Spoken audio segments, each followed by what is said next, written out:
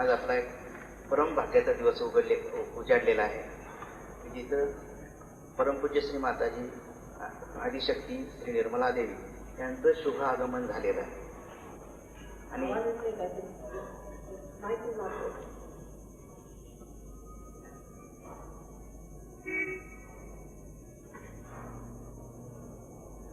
परमपूज्य श्री माताजींना आज इथं आम्ही त्यांचं सर्व सातारा जिल्हा सहयोगियांच्या वतीनं स्वागत करीत आहोत. त्यासाठी सातारा केंद्राचे सहयोगी प्राध्यापक एस टी चव्हाण परमपूज्य श्री माताजींना पुष्पहार घालतील.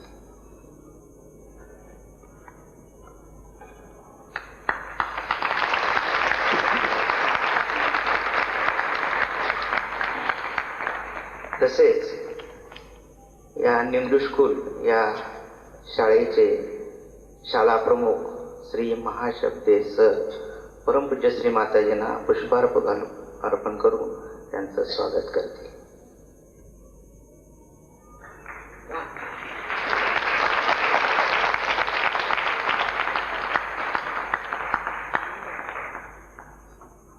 आपणा सर्वांच्या वतीनं परमपूज्य श्री माताजींना मी अशी नम्र प्रार्थना करतो की आपणा सर्वांना सहयोगासंबंधी श्री माताजींनी माहिती सांगून आपणा कुंडलिनी जागृतीचा अनुग्रह करावा व आम्हा सर्वांना आशीर्वादित करावे अशी मी त्यांना परत एकदा प्रार्थना करतो.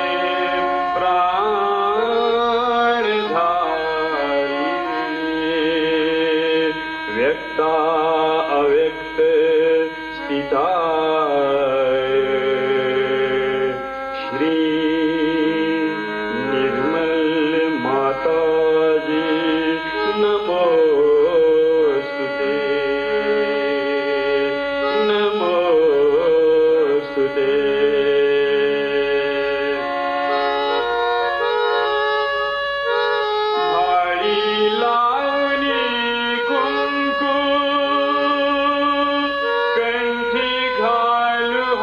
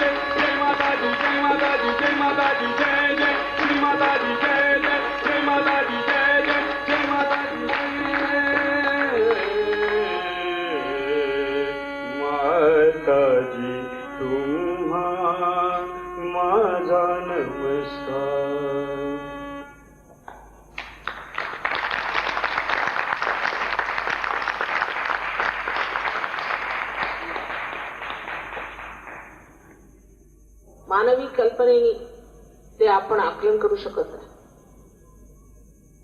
ते मनुष्याच्या बुद्धीच्या पलीकडे, मानव चेतनेत आपण ते जाणू शकत नाही. जर ही गोष्ट आपण लक्षात घेतली तर अध्यात्म काय ते आपल्या लक्षात येईल. अध्यात्म म्हणजे आत्म्याचं ज्ञान. ते झाल्याशिवाय कोणती अंधश्रद्धा ठेवून, कोणची धारणा धरून हे कार्य होत नाही. त्याला कुंडलिनीचं जागरण हेच एक विधान सांगितलेलं. ज्ञानेश्वर हे नाथपंथी आहे. नाथपंथीयांमधली परंपरा अशी की एका गुरुला एकच शिष्य असायचा आणि त्या गुरुनी एका शिष्याला जागृती द्यायची आणि सगळं हे ज्ञान सांगायचं.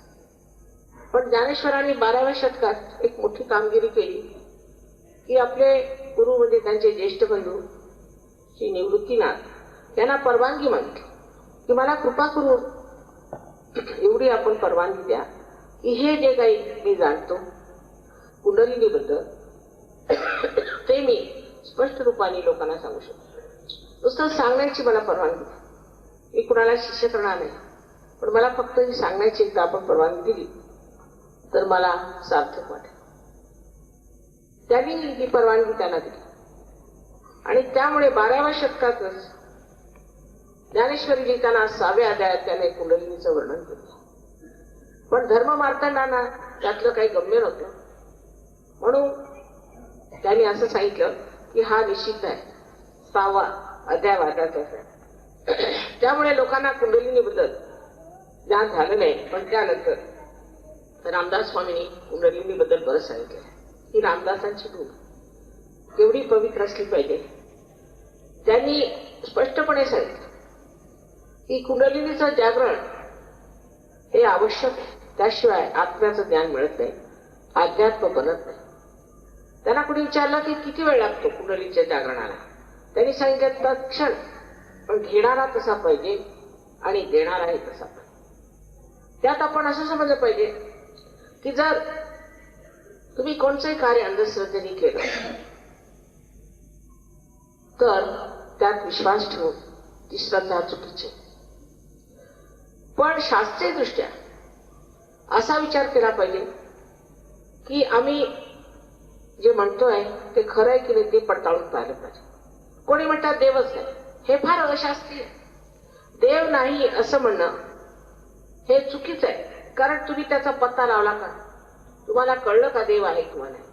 जोपर्यंत तुम्ही त्याचा पत्ता लावला नाही त्या सरळ मोगम सांगायचं देवच नाही, हे एक प्रकारे माझ्या मते फार मोठं असत्य. फार तर फार असं म्हणता येईल की आम्हाला देव आहे किंवा नाही हे माहिती. आईन्स्टीन सारख्या एवढ्या प्रवीण आणि गाजलेल्या सायंटिस्टने सुद्धा देवाला कधी असं म्हटलं नाही. न्यूटनने असं म्हटलं नाही. कोणत्या सायंटिस्टने असं म्हटलं नाही की देव नाही, कारण ते खरे सायंटिस्ट होते. पण ते अर्धवट आहेत, त्यांना जे तोंडाला येईल ते बोलत असतात. आता दुसरं सांगायचं म्हणजे असं की अंधश्रद्धेबद्दल सुद्धा आपल्याला पूर्ण माहिती असायला पाहिजे. ती म्हणजे अशी की अंधश्रद्धा 4 प्रकारची असते. म्हणता येईल की श्रद्धा ही 4 प्रकारची असते. एक म्हणजे ती तामसिक ही अंधश्रद्धा आहे. कारण कोणी मनुष्य रस्त्यावर बसला, तो जेलमधून सुटून आलेला असला आणि त्याने जर भगवी वस्त्र घातले तर लागले आपण त्याला पूजायला. हे कार्य संतांनी केलं आहे, कारण संतांच्या जवळ डोळ श्रद्धा. हे कार्य एड्या गबाळाचे नव्हे, त्याला पाहिजे जातीचे. संतांच्या शिवाय कुणाला कळणारच नाही की कोणची श्रद्धा खरी आणि कोणची खोटी. हा निरक्षीर विवेक फक्त संतांना मिळतो. दुसरी म्हणजे त्याला आपण म्हणून राजश्रद्धा. म्हणजे आता एखादा पोलीस ऑफिसर म्हणून उभा झाला किंवा एखादा मिनिस्टर म्हणून उभा राहिला तर त्याच्यावर श्रद्धा ठेवली. मग तो कसाही असे नका, तो प्रतिष्ठित असो वा नसो, भ्रष्टाचारी असो वा नसो, पण अशी आपली श्रद्धा असते. राजारामासारखे एवढे महान पुरुष तुम्हाला लाभले, असे असताना तुम्ही जर त्यांच्यावर श्रद्धा ठेवली तर ती सात्विक श्रद्धा. रामदासांवर जी केलेली श्रद्धा ती सात्विक. कारण त्यांचं आयुष्य कसं होतं, त्यांचं चरित्र कसं होतं. जे संत होऊन गेले तुकारामासारखे, त्यांना शिवाजीने नजराणा आणला, आणखी इतके दागिने आणले, हे सगळे त्यांनी परत करून. अशी आहेत का माणसं आज? अशी संतांसारखी माणसं आज जगात मला तुम्ही दाखवा, विशेषतः आपल्या महाराष्ट्रात तर मी शोधून सापडणार नाही. अशा संतांनी जे कार्य केलं ते संतांचं खरं कार्य आहे.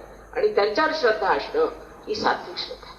ज्या माणसाने असं विशेष कार्य केलं असेल, ज्यांनी जगाचं कल्याण केलं असेल, त्यांच्याबद्दल श्रद्धा असणे सात्विक श्रद्धा. आणि जेव्हा अशी सात्विक श्रद्धा आपल्यामध्ये आपण बाळगतो तेव्हाच त्याच्यावरची पायरी म्हणजे डोळस श्रद्धा आपल्यामध्ये येते. की संतांना जी डोळस श्रद्धा होती त्या श्रद्धेमध्ये ते जाणत होते, त्यांना माहित होतं खरं आणि खोटं काय. आपल्याला अजून केवळ सत्य असं काही माहितीच नाही. जर माहित असतं तर इतकी भांडणं कशाला झाली असती, इतका उपद्व्याप कशाला झाला असता. अनेक तऱ्हाच्या धारणा, अनेक तऱ्हाच्या टूक अशा काढायच्या, कोणाला जे सुचलं ते काढतात. आता हे अंधश्रद्धे निर्मूलनाबद्दल मला बोललंच पाहिजे, कारण त्यांनी आम्हाला भयंकर त्रास दिलेला, स्पेशली तुमच्या या सातारा जिल्ह्यात.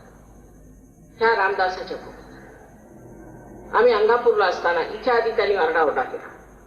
तुम्हाला लक्षात आणलं पाहिजे की तुम्ही महाराष्ट्राच्या भूमीत जन्मलेली मुलं आहात, इकडे तिकडे नाही.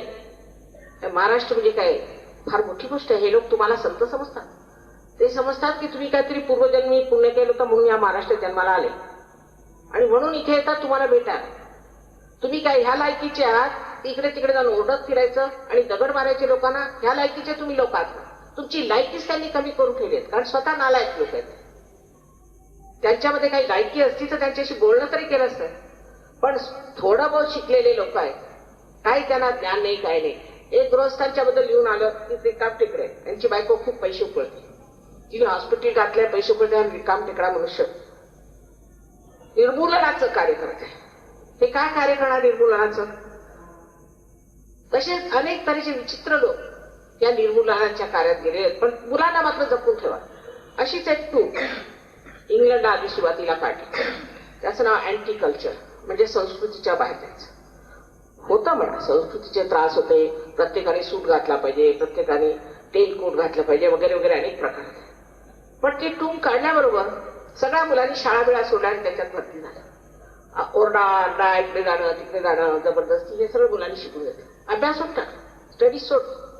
आणि त्याच्यानंतर मग काहीच हाती लागलं नाही. एवढं सगळं केलं, मारामाऱ्या केल्या, खुनशीपणा केला, काही हाती लागलं नाही. मग ड्रग घेऊ लागले. ड्रगनी हाती नाही लागलं, मालक, मग खून, अनेक प्रकार सुरू झाले अमानुषतेचे. कारण जोपर्यंत मनुष्याला अध्यात्माचा पाया राहणार नाही तोपर्यंत तो असंतुलनात जातो. कोणत्याही माणसाला तुम्ही जर 100 रुपये दिले तर तो त्याचं काहीतरी वाईटच करणार, दारू तरी पिईल, काहीतरी घाणेरडा प्रकार करणार. पण जर एखाद्या संताला दिले तर तो सत्कारणी लागणार, काहीतरी सत्कारणी कार्य करणार आहे. म्हणून अध्यात्माचा पाया फार जरुरी आहे. आणि तो आल्याशिवाय कोणी म्हटलं की आम्ही निर्मूलन करतो तर करू शकत नाही, आणि तसंही करू शकत नाही. उदाहरणार्थ मी आपल्याला सांगते एक गोष्ट. आमच्या साहेबांच्या ऑफिसमध्ये एक गृहस्थ होते, निंबाळकर म्हणून, आणि त्यांचा एक मुलगा होता. तो फारच व्रात्य होता. तर त्यांचे त्याला जहाजावर पाठवला. त्याला जहाजावर पाठवलं की त्याने स्मगलिंग सुरू केलं. तर साहेब सांगितलं त्याला मी काही ठेवू शकत नाही, आणि त्याला काढून टाकलं. त्याला काढून टाकल्यावर त्याच्या वडिलांना फार वाईट वाटलं. थोड्या दिवसांनी वारले. मी लंडनहून आले. त्यांच्या बायकोने सांगितलं माझे दागिने, आपल्या सासूचे दागिने, आपल्या बायकोचे दागिने हे सगळे घेऊन गेला आणि घर सुद्धा गहाण ठेवलं की मी काहीतरी बिझनेस करतो. आम्हाला समजलंच नाही का बिझनेस कसला करतोय, पण आम्ही म्हटलं बरं करतोय तर करू दे. आणि गेला सगळं घेऊन, आणि त्याचा पत्ता नाही. वर्ष झालं अजून त्याचा पत्ता नाही. कुठल्या वर्षी गेले त्याचा पत्ता नाही, कुठे गेला, काय करायचं, माताजी आम्ही कुठे जायचं, कुठे राहायचं, तर घर गहाण टाकलं.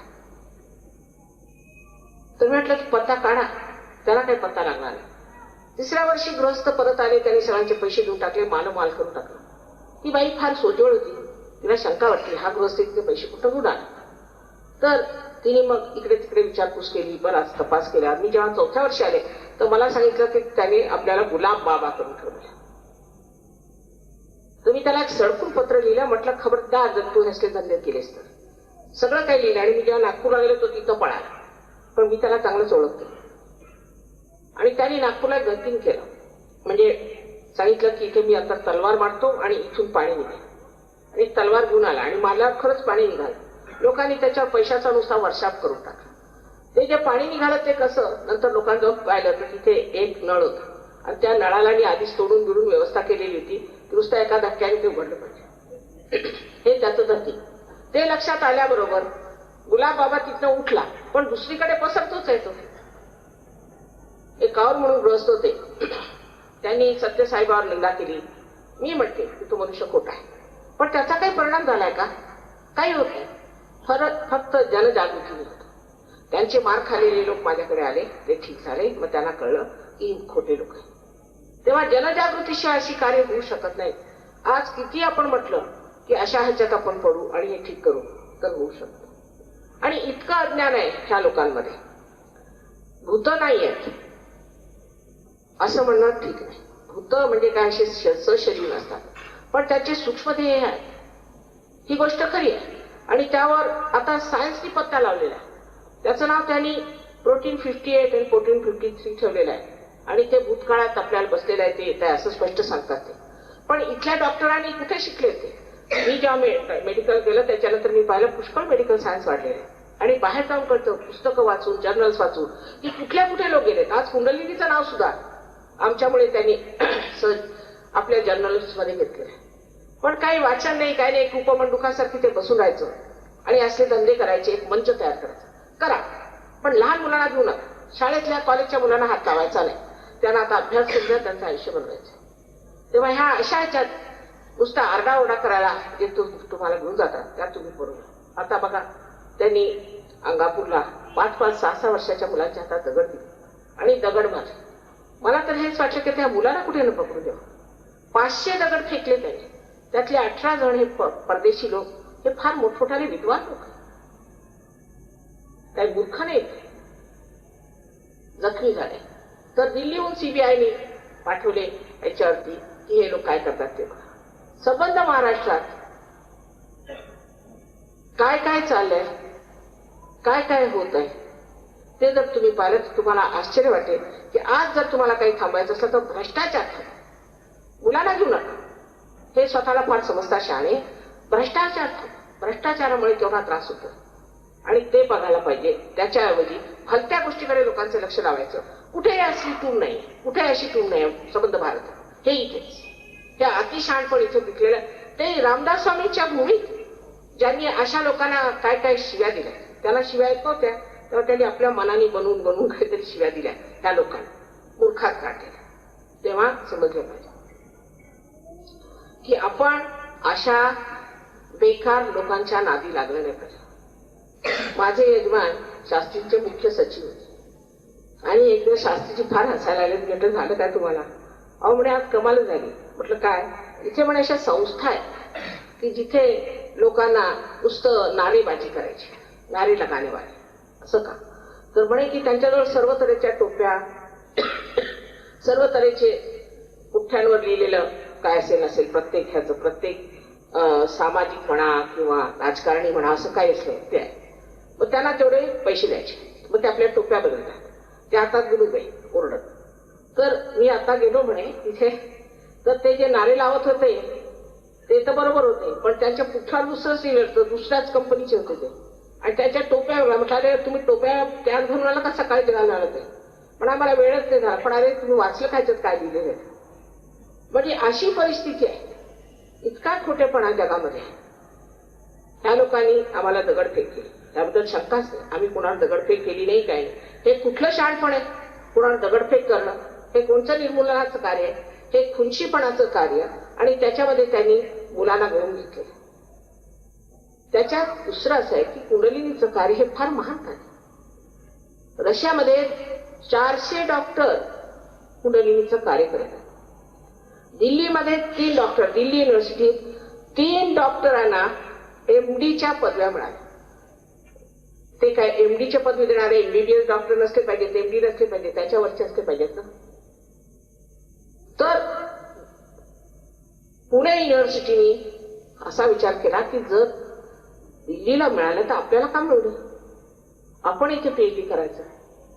म्हणून त्यांनी या लोकांना बोलवलं, एक कॉन्फरन्स केली. त्यासाठी इंग्लंडहून लोक आले, रशियन लोक आले आणि त्यांनी सिद्ध करून दिलं वैद्यकीय पद्धतीने, शास्त्रीय पद्धतीने, की सहयोग म्हणजे पॅरासिम्पथॅटिक नर्वस सिस्टमचा कंट्रोल आहे. आणि त्यांनी कसं होतं ते सगळं एकीकडे घालून खोटं नाटक न्यूजपेपरने छापलं की ह्याला काहीच वैद्यकीय हे नाही, पुरावा नाही. म्हणजे काय म्हणायचे, संबंध कॉन्फरन्स झाले. त्याचे जे डॉक्टर सुद्धा माझ्याकडे आले आणि माताजी मला समजत नाही की इतकं खोटं कसं लोक बोलतात. हा काय खोटेपणा आपण का करायचा? त्यांनी समाजाचं भलं होणार आहे, समाजाचं कल्याण होणार आहे. जी मुलं क्लासमध्ये पास होत होते त्याच फर्स्ट येत आहे, त्यांना स्कॉलरशिप मिळत आहे. किती ह्याने आघात कार्य केले, अनेक रोग बरे झाले, त्याबद्दल शंकाच नाही. पण आम्ही त्याचा ऍडव्हर्टिजमेंट करत नाही, कारण रोग बरं करण्याचा धंदा नाही.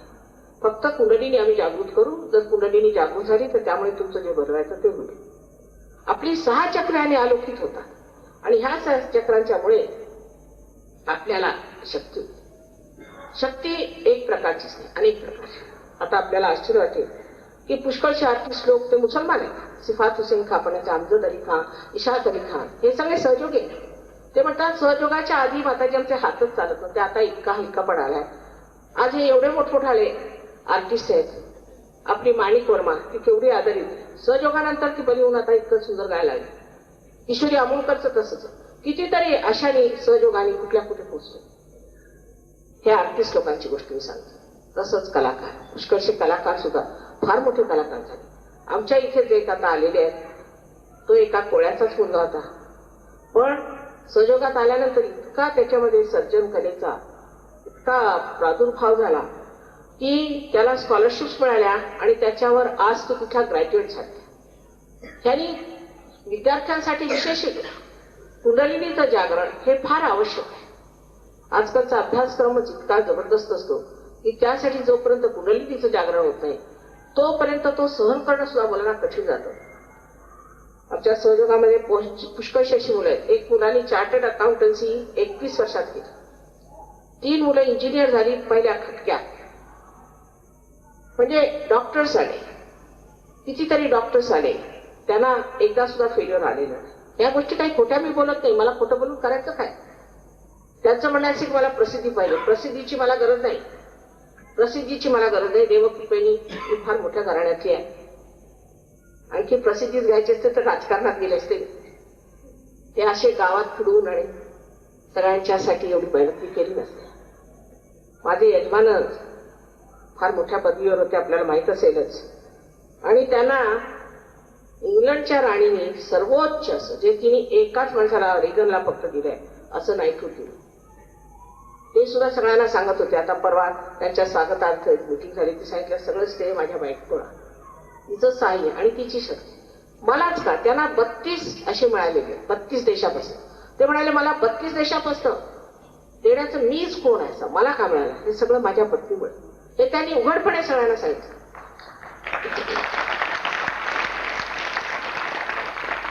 पण तरी लोकांच्या डोक्यात लख प्रकाश पडत नाही की जे आपल्या कल्याणासाठी, आपल्या भल्यासाठी. कारण आम्ही एकही पैसा घेत नाही, हे मुख्य कारण. आम्ही म्हटलं की रोग बरे होतात पण आम्ही पैसा घेतो. म्हणजे हे जे उपटसुंब डॉक्टर आहेत त्यांच्या पोटावर पायी अशी त्यांना विचारते. पण तसं होणार नाही. सहयोग देणारेच लोक कमी आहेत. आता इथे एखादा जर भामटाई उभा झाला तर 1000 होईल, पण कोणी सत्यार्थी बोलणारा असला तर फार कमी आहे. त्याच्यासाठीच म्हटलंय त्याला पाहिजे जातीची, ज्यांच्यामध्ये ती कुमकच नाही, ती लायकीच नाही, ते लोक इथे येणारच नाही. आम्ही किती लोकांना बरं करणार आहोत? तुमच्यासाठी आम्ही सगळे श्रीमंत लोक सोडून टाकतो. तरी म्हणा काही काही श्रीमंत इथे झाले सहयोगामुळे. त्यांनी उघडपणे सांगितलं, राहुल बजाजचं आपण नाव ऐकलं असेल, त्यांनी उघडपणे सांगितलं की माझा हात माताजी ठीक केला, मी तर ह्युस्टनला जाणार होतो. नंतर एक आहे तिथे बारी मेहरोत्रा, फार मोठे इंडस्ट्रिस्ट आहेत, त्यांनी सांगितलं अहो मी माझं तर 5 मिनिटात माताजी हात ठीक केलं, मी तर मारणाला पोचलो. त्याच्यानंतर एक आणखीन आहे तिथे, मला नाव विसरत कोणाकोणा ठीक केलं ते. तर त्यांनी सांगितलं माझी बायको 14 वर्षात, मी मला विसरलेलं होतं सगळं. ते सगळं एकानंतर एक येऊन सांगायला लागलं की मला हे बरं केलं, मला ते बरं. मी बघतच नाही बाबा, मी काय त्यांना पैसे दिले नाही. त्यांना असं वाटलं की हे कमीत कमी आम्ही सांगितलं पाहिजे, कारण माताजी आमच्याकडे काही पैसे घेत नाही, काही घेत नाही. तेव्हा एवढं तरी माताजीच्याबद्दल आम्हाला सांगायला पाहिजे. म्हणून 500 डॉक्टरांच्या समोर त्यांनी येऊन सांगितलं. हे काही खोटं बोलतायत लोक. तेव्हा ह्या लोकांनी माझ्या विरुद्ध काय एवढं उठवलंय असा मी विचार केला. मी काही पैसे देत नाही, हे मुख्य कारण. देवाच्या कार्याला जर कोणी पैसे देते तर तो मनुष्य खरा नाही, हे जाणून ठेवलं पाहिजे. कारण देवाला पैसे समजत नाही. जशी ही पृथ्वी, तिच्यात एखादं बी पेरलं किंवा जी अनेक फळं, फुलं, पुष्प, सर्व तऱ्हेच्या गोष्टी आपल्याला देते, तिला आपण किती पैसे देतो? तिला पैसे समजतात का? हे लक्षात घेतलं पाहिजे. ही जिवंत क्रिया आहे आणि आपल्या उत्क्रांतीत आता आपण मनुष्य स्थितीला आलो. याच्या पुढच्या उत्क्रांतीला आपल्याला उतरलं पाहिजे. इथे केवळ सत्य जाणलं पाहिजे, त्यालाच आपण कैवल्य म्हणतो. आता ही इतकी मंडळी इतके 56 देशात इथे आलेले निवडक लोक आहेत. त्यांच्यात कधी भांडण नाही, तंटा नाही, नाही तर ते रजनीश. आणि हे तुम्हाला आश्चर्याचे मी सांगितलंच पाहिजे की समाचार, त्याचा गुजरात समाचार मध्ये मी माझ्या डोळ्यांनी पाहिलं. त्याच्यात असं लिहिलं होतं की ह्या रजनीशच्या एका शिष्याने, सगळेच आनंदच आहेत तिकडे त्यांची नाव, की आम्ही अंधश्रद्धा निर्मूलन समितीला सांगून माताजीला एक फटका दिला, म्हणजे इथे महाभारताचे दगड मारले होते, आणि आता त्यांना मी दुसरा फटका देणार आहोत. तेव्हा तुम्हाला आश्चर्य नाही वाटलं पाहिजे. त्याच्या आधीच ते रजनीश फटकले आणि गेले. आणि काय काय उपद्व्याप त्यांनी केला ते ह्या लोकांना विचार, हे सांगते तुम्हाला. किती घाणेरडा तो मनुष्य आणि त्याने किती घाणेरडे प्रकार केले. आणि त्याच्या शरणाला हे जाऊन मला इतपर कळलेलं आहे की त्यांनी त्यांना मेस्मरिझमची विद्या शिकवलेली, म्हणजे संमोहनाची. संमोहन हे फार फार जास्त डेंजरस आहे, फारच जास्त. ज्याने संमोहनात गेला तो परत येऊ शकत. जो मनुष्य संमोहन करतो त्याला फार वाईट त्रास होतो. आता हे डॉक्टर काऊ तसेच होते, तरुणपणीच गेले. संमोहनाचं कार्य करणं फार चुकीचं आहे. संमोहन म्हणजे भूतविद्या आहे, काळी विद्या आहे. आणि जे लोक संमोहनाचं कार्य करतात त्यांना मी जागृती देऊ शकत. तुम्ही 10 लाख दिले तरी करू शकत. संमोहनाने आपण दुसऱ्याच्या चेतनेवर आघात करतो आणि त्याची चेतना आपण ओढून येतो. हे महान पापाचं कार्य आहे. आणि त्यानंतर त्या माणसाची काय दशा होते किंवा आपली काय दशा ते पाहण्यासारखं आहे. त्याबद्दल सुद्धा विदेशी देशांमध्ये, परदेशी देशांमध्ये ज्या ठिकाणी प्रगल्भता आलेली आहे, अनेक गोष्टी त्यांनी लिहिलेल्या आहेत की संमोहन आणि काय काय घाणेरडे प्रकार होतात. आमचे एक डॉक्टर होते, त्यांच्या संमोहन विद्या केली होती, ते शिकले होते संमोहन विद्या. त्याच्यानंतर मग त्यांना दारूचाही नाद लागला. त्यानंतर ते सहयोगात आले. मोठ्या मुश्किली त्यांची कुंडली जागृत झाली. झाल्यानंतर सगळं सोडून उभे झाले. आता 7 हॉस्पिटल्समध्ये लंडन शहरामध्ये ते मुख्य आहे. ह्या अशा संमोहन विद्येला तुम्ही बळी पडू नका. संमोहनाची काय गरज आहे? संमोहन करण्याची काय गरज आहे? कोणी साधू संतांनी संमोहन केलं होतं का? ते तुम्ही संमोहन शिकत आहात त्यांच्यापासून. हे कशासाठी शिकायचं? दुसरी गोष्ट अशी की भौतिकता त्या देशांमध्ये फार वाढली. परत विज्ञानाचा एकांकीपणा. विज्ञान हे एकांकी, त्यांनी सर्वांगीण उन्नती कधी होऊ शकत नाही. विज्ञान फार एकांकित. त्याच्यात कविता नाही, त्याच्यामध्ये प्रेम नाही, त्याच्यामध्ये माणुसकी नाही, काही नाही. विज्ञानाने जर मनुष्याने आपली वाढ करून घेतली तर आज ॲटम बॉम्ब उभे आहेत, हायड्रोजन बॉम्ब उभे आहेत, ते विज्ञानाने चालले ना. त्यात कोणची माणुसकी आहे? ह्या एकांकी प्रगतीमुळे आज त्या देशामध्ये काय काय दशा झाली ते तुम्हाला कळणार नाही. आम्ही सगळे फिरून आलेलो. अमेरिकेसारख्या देशामध्ये लोकांना 65% लोकांना घाणेरडे रोग झाले. आणि आता पुण्याला सगळ्यात जास्त या रजनीशच्या लोकांच्यामुळे सगळ्यात जास्त हिंदुस्थानात नाही पुण्याला होत. एकाने मला प्रश्न, त्यांच्या युनिव्हर्सिटीत जाऊ का? म्हटलं मुळे जाऊ. प्रश्न विचारला तर सांग, तुम्हाला घाणेरडे रोग घ्यायचे असेल त्याच्या युनिव्हर्सिटीचा. ही सगळी घाण त्यांनी तिथे एकत्र केलेली आहे. मग त्याशिवाय त्या देशांमध्ये इतर इतके प्रश्न आहेत की ते तुम्हाला समजणारच नाही. सांगितलं तर तुम्हाला आश्चर्य. म्हणजे लंडन सारख्या शहरामध्ये, शहरात, इंग्लंडमध्ये नाही, शहरातच प्रत्येक आठवड्याला 2-2 मुलं आई वडील मारून टाकतात. त्यांची सामाजिक व्यवस्था इतकी खराब आहे. एक बाई 9-9दा लग्न करते. हा प्रकार आहे. तिथला जो सामाजिक प्रकार झालेला आहे तो आपल्या देशात आणायचा आहे का आपल्याला? तशी स्थिती आपल्याला आणायची का आपल्या मुलाबाळांसाठी? तेव्हा अध्यात्म हा पाया आहे. हे लोक इथे का आले? कारण हे त्या परपांगीपणाला आणि त्या एकांगी जीवनाला कंटाळले आणि इतके तऱ्हेचे रूप येण्यास येत होते. एड्स येणार मी त्यांना 1970 साली सांगितलं, 73 साली. नंतर आता दुसरा जो इप्पीचा रोग आलेला आहे त्याच्याबद्दल मी त्यांना 8-10 वर्षापूर्वी सांगितलं. ते सगळे रोग त्यांना आले, पण ते ऐकायच्या ह्याच्यात नव्हते.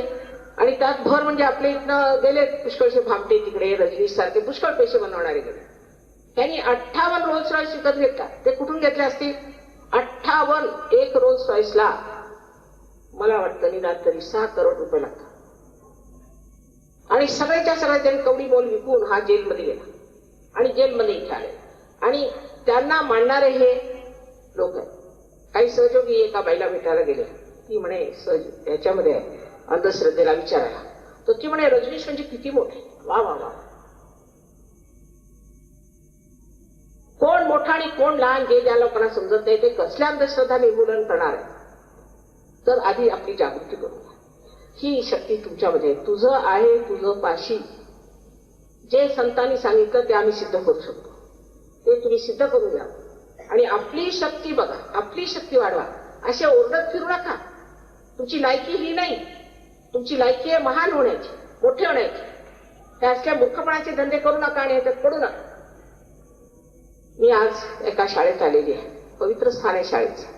उद्या इथेच मुलं ड्रग पिऊन पडतील, इथेच मुलं दारू पिऊन पडतील आणि सर्वनाश स्वतःचा करून येतील हे मला स्पष्ट दिसत आहे.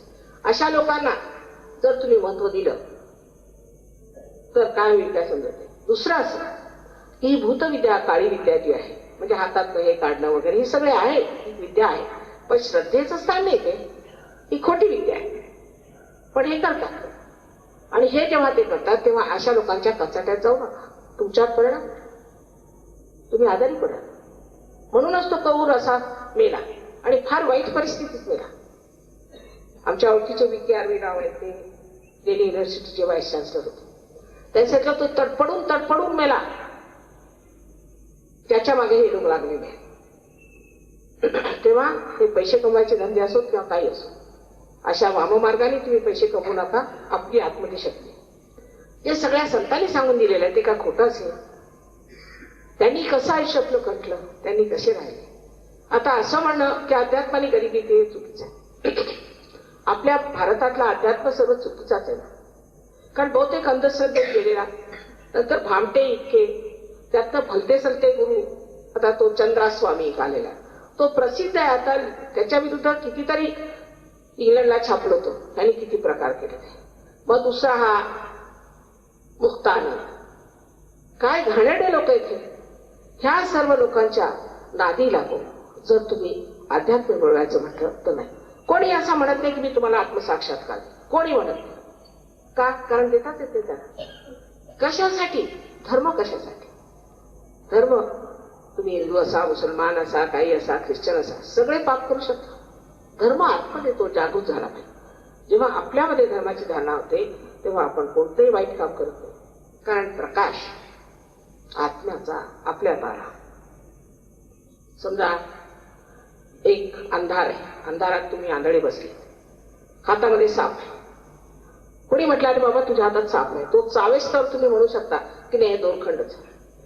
पण प्रकाश आल्याबरोबर तुम्ही टाकू देता. तसंच सहयोगात आल्यावर किती कल्याण होते. मनुष्य व्यसनमुक्त होतो. पहिली गोष्ट त्याची सृजन कर्तृत्व वाढतं. एक रोज तर आजच आले होते, त्यामुळे मला कविता काही करता येत नसे आणि त्यांनी असं काव्य म्हणून दाखवलं मला. मी आश्चर्यचकित झाले. त्यामुळे माताजी सगळं तुमचंच कारस्थान आहे, तुम्हीच मला शिकवलं. आणि उर्दूमध्ये माझे स्वतःचे धाकटे भाऊ सहयोगात उशिराने काय होणं पण गरजत आहे आणि त्यांना मुळीच मराठीचं काही ज्ञान नव्हतं विशेष. शाळेत सुद्धा माझ्यातून निबंध लिहून घेऊन जायचे, अशीच त्यांची स्थिती होती. त्यानंतर आता काय कविता करतोय तो, आणि त्यात उर्दूमध्ये कविता, हिंदीमध्ये कविता. म्हटलं हे काय आहे? ते म्हणे तुमचं सगळं आहे, मला काही माहिती नाही. आणि कुसुमाग्रजांनी ह्यांना एवढा मान दिला. सांगितलं की काय तुम्ही लोक कविता करतात ह्या वयामध्ये, असे तुमच्या वयाचे, तुमच्या या मानसिक स्थितीतले लोक जे ह्या वयातले ते अशा कविता करू शकतात. इतक्या लहानपणी तुम्ही कशा ह्या कविता केल्या? त्याला कारण म्हणजे परमेश्वराची ज्या कृपा होती. अहो 23 वर्षामध्ये ज्ञानेश्वरांनी काय लिहून ठेवलंय ते तुम्हाला कळायचं नाही. जावे त्याच्या वंशात तेव्हा कळेल तो आनंद काय. त्यांनी नुसतं ज्ञानेश्वरीच लिहिली नाही, त्यानंतर एक अमृतानुभव म्हणून एक अद्वितीय असा ग्रंथ लिहिला. आणि आमचे सगळे सहयोगी परदेशात जाऊन वाचतात. ते वाचण्यासारखं म्हणजे तितका आनंद येतो त्याच्यात, इतका आनंद आहे की 2 जरी ओळ्या त्याच्या कोणी लिहू शकलं तर मी म्हणेन की काहीतरी आहे त्याच्यासारखं. पण त्यांच्यावरही घाला म्हणे त्यांची जाऊन आम्ही समाधी उघडू की त्यांनी समाधी घेतली तरी. जो स्वतः खोटाडा असतो तो सगळ्यांनाच खोटं समजतो. हेच ह्यातलं तथ्य. तेव्हा त्या साताऱ्यामध्ये आम्ही इतक्यात आलो आणि इथे काहीतरी पुस्तक आहे मला माहित होतं आणि त्यामुळेच सगळ्यात कमी साताऱ्याला कार्य झालेलं आहे. आता तुम्हाला त्या शिवाची आठवण करून देते जे आत्मसाक्षात्कारी. आपल्या देशातील लालबहादूर शास्त्री हे आत्मसाक्षात्कारी, हे आत्मसाक्षात्कारी. पण आपण त्यांना घालवलं का? कारण आपली लायकी नाही. अशा लोकांसाठी आपली लायकी नाही. गार्बाचेव हा सुद्धा साक्षात्कारी, म्हणूनच तो मला इतकं महत्व देतो. जे साक्षात्कारी लोक आहेत ते साक्षात्कारी लोकांना ओळखू शकतात. नामदेवांना ओळखलं कुणी तर नानक साहेबांनी. त्यांना सांगितलं की तुम्ही इतकी सुंदर कविता करता देवाची, आता कृपा करून तुम्ही पंजाबी शिका. एवढं मोठं पुस्तक आहे पंजाबीमध्ये. त्यात जनाबाईचे पण अभंग आहेत आणि मराठीचे अभंग आहेत. मला आश्चर्य वाटलं हे लोक ग्रंथसाहेबमध्ये ते मराठीचे अभंग म्हणतात, पण त्यांचं काय पडत मूर्ख बसले. तो उचलला तो ग्रंथ, एक बोट इथे ठेवायचा अखंड पाठ, 2.5 दिवसात संपला पाहिजे. त्यांनी काहीतरी वाचायचं, तिथे बोट ठेवायचं, दुसऱ्याने बोट ठेवायचं. ह्याला काय अर्थ आहे? हे पडत मूर्खांचे लक्षण आहे. त्यांनी म्हटलंय काहे रे बनको जन जाय सदा निवासी सदे अलेपा तो हे संग समा. कशाला जगलात करतोस, तुझ्याच मध्ये समावेल. पण शेवटीची त्याने म्हटलं कहे नानक बिन आपाची नाही, स्वतःला ओळखल्याशिवाय मिटे न भ्रम की काय. हे त्यांनी नानक साहेबांनी म्हटलेलं आहे. कबीराने तर संबंध कुंडलिनीच वर्णन केलंय. इडा पिंगला सुखवन नाड शून्य शिखर पर अनहद बाजी. पण शेवटी कंटाळू त्यांनी असं म्हटलं कैसे समजाऊ सब जग अंधा. म्हणजे कमाल ही की कुंडलीला सुरती म्हटलं त्यांनी. मी पटण्याला गेले तर तंबाखूला ते लोक सुरती म्हणतात. माणसाची तरी कमाल आहे. कशाचं कसं खोबरं करायचं ते मानवाला विचारा आणि त्याला ते सुरती म्हणतात. ही कुंडलिनी तुमची स्वतःची शक्ती तुमच्यामध्ये आहे आणि जेव्हा ती 6 ह्या चक्रामधून जाते. आता तुम्हाला मेडिकल माहित नाही तर मी तुम्हाला मेडिकली समजवलं असतं. तेव्हा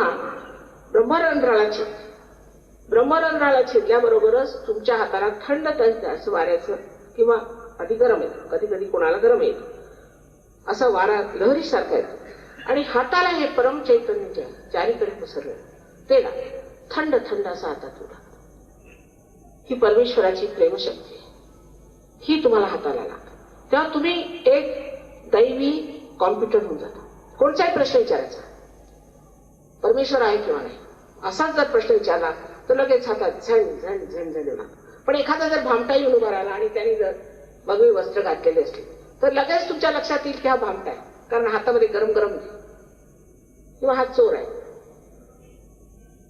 ह्याच बोटांवर त्या 5 आणि 6 आणि 7 बोटांवर तुम्हाला कळेल की ह्यांची चक्र कोणची धरलेली आहे. तुम्ही चक्राचीच बोली करता, दुसरं काय बोलत नाही. आणि ह्यांचं चक्र कसं ठीक करायचं हे शिकण्यासारखं आहे आणि ते अगदी सहज काही पैसे न देताना तुम्ही आत्मसात करू शकता आणि त्याच्यावर तुम्ही प्रावीण्य मिळू शकता. तेव्हा तुमची युवा शक्ती जागृत होईल. नाहीतर इथे गृहस्थ आले माझ्याकडे म्हणे माताजी ही आमची ती युवा शक्ती. असं काय कसली युवा शक्ती आहे? अमुक अमुक एका पॉलिटिकल पार्टीची. मुळेच पॉलिटिकल पार्टीला जॉईन करू नका तुम्ही. मी त्यांना म्हटलं तुझं धोरण काय? धोरण काही नाही, आम्हाला जे हे सांगतात तेच. असं का? तुम्हाला काही व्यक्तित्व नाही, काही सांगितलं ते कराल तुम्ही त्या. हे काय करतात ते पाहिलं का? ह्यांचं आयुष्य कसं आहे ते पाहिलं का? हे कसे वागतात ते पाहिलं का? ह्यांच्याजवळ पैसे कुठे येतात ते पाहिलं का तुम्ही? लागले आपले झालंय काय तुम्हाला? हा त्याच्या डोक्यात येऊन प्रकाश पडला. म्हटलं सगळं सोडा, आत्मसाक्षात घ्या आणि त्याच्यानंतर तुम्हाला कळेल की तुम्ही कोण आहात. आता हे तुम्ही बघताय कायुग आहे. पण ह्याचा जर संबंध मेनशी झाला नाही त्याला काही अर्थ नाही. तसंच मानवाचं आहे. जोपर्यंत आपला संबंध मेनशी होत नाही तोपर्यंत आपल्याला हे कळणारच नाही की आपण कोण आहोत, आपलं कोणचा गौरव, आपली काय लायकी. मग तुम्ही नाही जाणार तिकडे ओरडायला, ही कामं करायला तुम्ही जाणार नाही. तुम्ही बघा की दारुडे याच्यात हे धंदे आहेत, आम्ही कशाला याच्या मागे जायचं.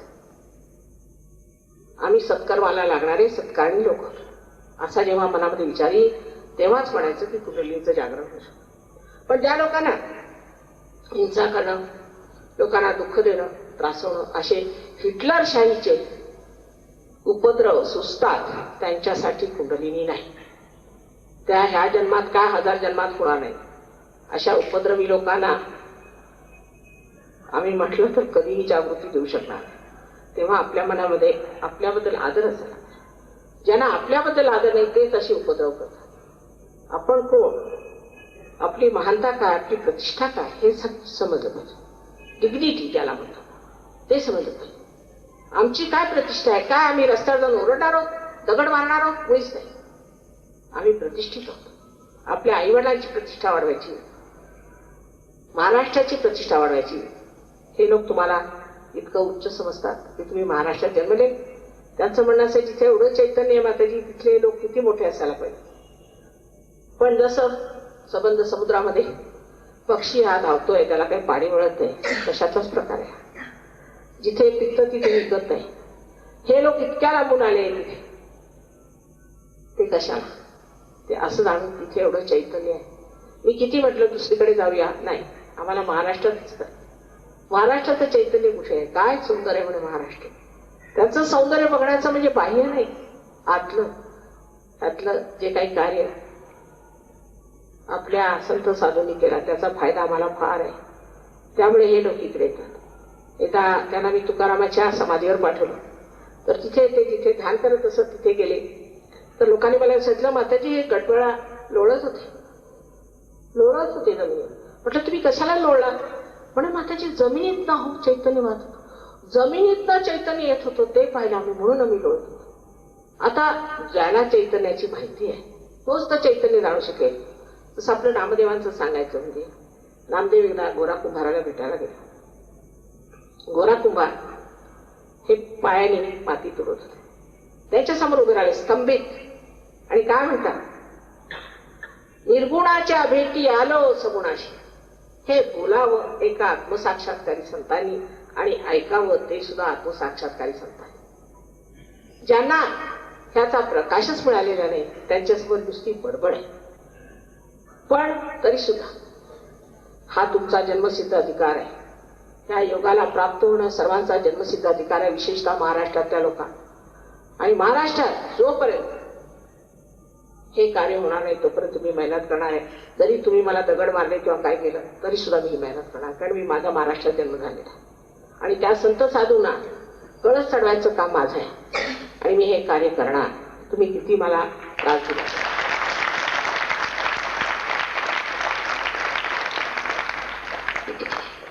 पूर्वी संतांना फार त्रास दिला होता लोकांनी आणि तो त्यांनी सहन केला. कारण ते एकटे सत्य मिळालं ते एका दुसऱ्यालाच मिळाले होते. एकटे दुखते ते त्यांना पण लोकांनी मारून सुद्धा टाकलं. असे म्हणतात की सालामाल म्हणून एक ग्रस्त होता पुण्याला. तो लागला मागे तुकारामाच्या आणि तुकारामाला मारून टाकला. इथपर्यंत लोक म्हणतात. किती छळत आहे ज्ञानेश्वरांना, किती छळ. त्याच्या पायात वाहणा नव्हता. तसेच उन्हा ताना ते जातच आणि आता त्यांच्याच पालख्या काढतायत. अरे त्याला पायात वाहणा नव्हता, त्याच्या कसल्या पादुका घेऊन तुम्ही जेवणासाठी म्हणून इकडे तिकडे फिरता. म्हणजे सगळी दृष्टी सगळं काही किती खाली आलेलं आहे. आता मीच आपल्याला सांगते, आमचे यजमान कलेक्टर होते मेरठला, पुष्कळ वर्षापूर्वीची गोष्ट आहे. तेव्हा आम्ही सुद्धा लहान होतो. तर आम्ही कधी ऐकलं नव्हतं, कधी विचार सुद्धा आला नाही मला, कधी कानावर अशी बातमी आली नाही की एखाद्या कलेक्टरनी कमिशनरनी पैसे घेतले. ते शक्यच नव्हतं. काय लोक होते ते, शक्यच नव्हतं. आज हे सगळं कळलं कारण आपल्यातलं अध्यात्म गेलं. कारण अध्यात्मामध्ये सगळी नीतीची मूल्य आहेत. नीतीची सर्व मूल्य त्याच्यात असले ते एकदा नीती सुटली म्हणजे आपण कुठे जाणार, भरकट होणार. आपलं होणार काय, आपण कुठे पोहोचणार आहोत. हे लक्षात आणलं पाहिजे. आपलं ध्येय आयुष्यात काय आहे ते लक्षात आणलं पाहिजे. आणि आत्मसाक्षात्कारानंतर जी शक्ती तुमच्यात येते ती तुम्ही दुसऱ्याला देऊ शकता. ह्याच्यात कृषीवर इथे फार मोठे डॉक्टर आलेले आहेत, इराणी आहेत ते. त्यांनी फार अनुसंधान केलेलं आहे आणि आम्ही त्याबद्दल पेपरात दिलं तर कोणी छापायलाच तयार आहे. सगळ्या घाणेरड्या गोष्टी छापायला तयार आहे. आम्ही त्यांना सांगितलं की एवढं मोठं सूर्यफूल निघालं आमच्या इथे. नंतर सांगितलं की एका एकरामध्ये 60 तांदूळ पेरले, 60 किलो, आणि त्याचे 240 किलो निघाले. पण कोणी छापायला तयार नाही, पाहायला तयार. फक्त रावडीचे लोक आले, त्यांनी पाहिलं आणि ते स्तंभित झाले. पण आश्चर्य वाटतं. त्यांनी सांगितलं आम्ही असं कधी सूर्यफूल पाहिलंच नव्हतं मातीचे, एवढं वजनदार. अहो म्हटलं सहयोगाने सर्व होऊ शकतं. सगळ्यांवर, पशुपालनावर, प्रत्येक गोष्टीवरती याचा प्रयोग ह्या परदेशात झालेला आहे आणि तो इथे आपण वापरू शकतो. त्यांनी सगळ्यांची स्थिती ठीक होऊ शकते. पण हे कोणी ऐकायलाच तयार नाही. कुणाला फुरसतच नाही आजकाल दगड मारण्यापलीकडे. हेच एक धंदे वाचलेले आहेत. हे रिकामपणचे धंदे करू नयेत आणि आपली प्रतिष्ठा ही जाणून घ्या आणि त्या प्रतिष्ठित स्थितीला आपण उतरलं पाहिजे. आपण काय रस्त्यावर पडले नाही. वाटेल त्यांनी वाटेल ते सांगितलं तसं वागू, आपली आपण प्रतिष्ठा घालवायची. मला आश्चर्य वाटतं कधी कधी की पुण्याला सुद्धा 8-10 अशी मुलं घेऊन आले होते. पण त्यांना विचारलं की अरे बाबा तुम्ही कशाला आला तिथे? ते आम्हाला थोडे पैसे दिले म्हणून आम्ही आलो, दुसरं काय. ही का तुमची प्रतिष्ठा झाली? त्याचं जे मूळ तत्व आहे ते आहे की मानवाचं परिवर्तन झाल्याशिवाय ह्या सर्व गोष्टी जाणार नसतात. तुम्हाला काय वाटतं परदेशामध्ये अंधश्रद्धा आहे? भयंकर अंधश्रद्धा आहे, भयंकर अंधश्रद्धा आहे तिथे. इतकंच ना, अमेरिकेला तर विच क्राफ्ट हे ते ह्याचे शाळा आहे, कारण तिथे अगदी मुक्ती आहे, वाटेल ते करा. पण ते लोक समजले आणि सहयोगात उतरले आणि आज एवढं कार्य करत आहेत जगभर. ते सगळे महामूर्ख आणि इथे 2-4 अतिशहाणे जे तुम्हाला दीडशहाणे दिसतात, ज्यांचे बैल रिकामे आहेत, त्यांच्या विश्वास ठेवून आपल्या आयुष्याची नासाडी करून घेऊ नका. जर तुम्हाला सहयोगात यायचं नसलं तर येऊ नका, कारण ह्याच्यावर जबरदस्ती करता येत नाही. तुमची इच्छा असायला पाहिजे, आमची जागृती झाली पाहिजे. नम्रत्वे व्रतनिश्चय. जर तुम्ही आपली कुणाला जागृत करायची इच्छा केली तरच होऊ शकेल, नाही तर होणारच नाही. हे काय आव्हानाचं काम नाहीये की आमची जागृती करू. कशी करणार? उद्या हिटलर माझ्यासमोर वराला माझी जागृती कर, तुम्ही म्हणे बाबा तुझी जागृती झालेलीच आहे, तू आता तसाच राहा, कधीच होणार नाही. तेव्हा माणसाचा एकंदर विचार की आम्हाला सुद्धा ही परमेश्वरी शक्ती मिळाली पाहिजे, हे फार जरुरी. ते नसलं तर कोणावरही जबरदस्ती करता येत नाही, कोणावर दडपशाही करता येत नाही, दगड मारता येत नाही, काही. हे मिळवायला पाहिजे.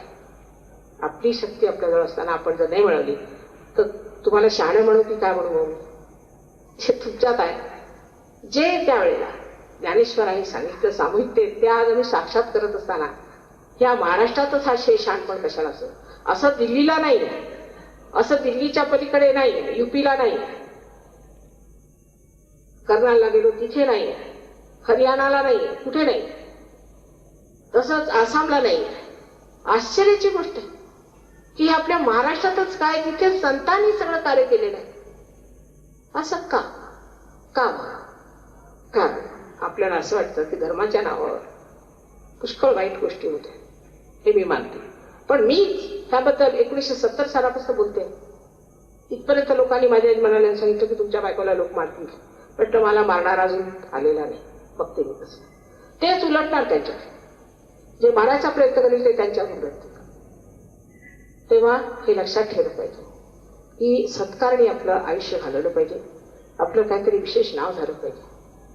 ही शक्ती मिळवा आणि सगळ्यांचं नाव झालं पाहिजे मोठं. आज मी या शाळेच्या आवारात आले हे मी आपलं सद्भाग्य समजते आणि शाळांबद्दल मला फारच उत्कट प्रेम आहे. इतकंच नव्हे पण तरुण पिढीबद्दल आम्ही फार दुर्लक्ष केलं असं मी नेहमी सांगत असते. तेव्हा आता ही वेळ अशी आलेली आहे की तिथे तुम्ही आपली शक्ती मिळवा, आणखी स्वतः आपण कोण आहोत, आपला गौरव काय ते जाणून घ्या. माझ्या तुम्हा सर्वांना अनंत आशीर्वाद. आता ज्यांना जागृती हवी असेल त्यांनी इथे बसावं किंवा मागे बसावं, पण ज्यांना नको असेल त्यांनी कृपा करून घ्या. इथे बघायची भूमिका करू.